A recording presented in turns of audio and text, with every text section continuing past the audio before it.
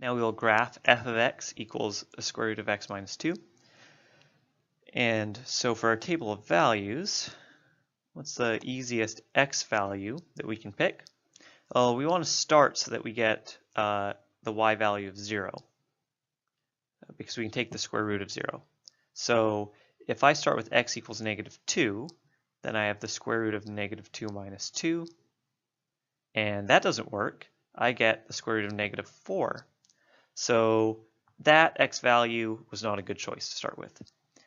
I have to reverse my thinking. What I need to start with is x equals positive 2. If I start with positive 2, then I have the square root of positive 2 minus 2 is equal to the square root of 0, which is 0. So that would be x equals 2, y equals 0. There we go.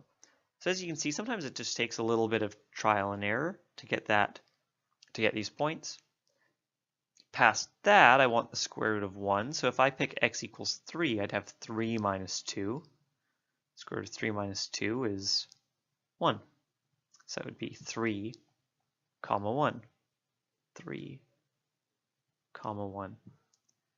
And then for the next y value, so I want to take the square root of 4. So if I picked x equals 6, then I'd have the square root of 6 minus 2.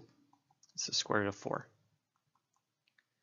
So 6, comma 2. So 6, comma 2.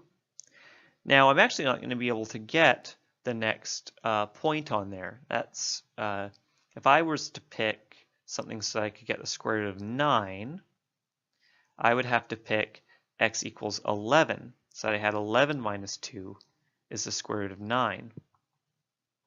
So then I know 11 comma 3 is on my graph, x equals 11, y equals 3, but it's actually off my graph. So instead I'm just going to use those 3 points. Those are all the points I have on my graph. Connect them, and now we'll state the domain and range.